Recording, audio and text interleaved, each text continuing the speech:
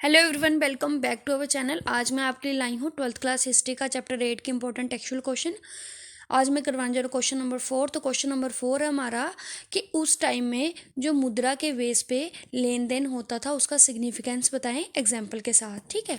अब जो मुगल थे उन्होंने जैसे ही राजनीतिक स्थिरता लाई उसने काफ़ी ज़्यादा मदद की किस चीज़ को, हमारा जो व्यापारिक जो संबंध थे चाइना, ईरान और तुर्की एम्पायर के साथ बढ़ाने में। ठीक है।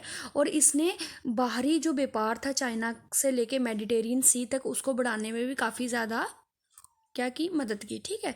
अब जैसे जैसे न्यू लैंड्स की और सी रूट की डिस्कवरी हुई यानी कि खोज हुई तो उसने बढ़ावा दिया, उसने प्रेरणा दी एशिया का जो ट्रेड था, व्यापार था यूरोप के साथ उसको। ठीक है। जिसके कारण क्या हो गया कि काफ़ी नंबर में जो सिल्वर यानी कि जो चांदी थी वो इंडिया में एंटर कर गई। कैसे? भारत से जो भी सामान खरीदा जाता था उसके बदले में पेमेंट के रूप में क्या दी जाती थी, चांदी के सिक्के दिए जाते थे। ठीक है।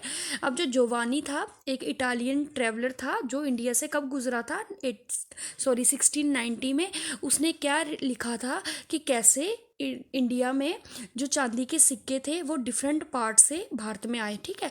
और उसकी इस डिस्क्रिप्शन से हम ये जान सकते हैं कि कैसे इंडिया में कैश का और चीज़ों का एक्सचेंज हुआ 17th सेंचुरी में। ठीक है। अब इससे भारत को बहुत ही ज़्यादा फ़ायदा हुआ क्योंकि पहले इंडिया के पास इतने ज़्यादा रिसोर्सेस नहीं थे सिल्वर के। ठीक है। यानी कि इतने साधन नहीं थे सिल्वर के। ठीक है। लेकिन 16 से लेके 18 सेंचुरी तक अब इंडिया के पास सिल्वर के रिजर्विस काफ़ी ज़्यादा हो चुके थे। ठीक है। और काफ़ी ज़्यादा सिल्वर का रुपया रुपया जो था इंडिया में मिलना शुरू हो गया। ठीक है। अब ये म्यूचुअल जो एक्सचेंज था वो गाँव में भी होने लगा क्योंकि अब जो गांव के लोग थे उन्होंने जो अर्बन मार्केट्स थी यानी कि जो शहरी मार्केट थी उनके साथ संबंध स्थापित कर लिए थे। जिसके कारण क्या हो गया था, जो मॉनिटरी मतलब कि जो मुद्रा के बेस पे जो देन लेन था उसको बढ़ावा मिला था। ठीक है। इस तरीके से जो विलेज था वो भी एक इम्पोर्टेंट पार्ट बन चुका था मॉनिटरी मार्केट का। ठीक है। इस जो मुद्रा का जो लेन देन था वो उससे क्या इजी हो गया था कि जो डेली वेजेस होती थी, जैसे जो लेबर होती थी जो काम करती थी उनको डेली के डेली पगार मिल जाती थी जो कि कैश के रूप में मिलती थी ना कि किसी वस्तु के रूप में।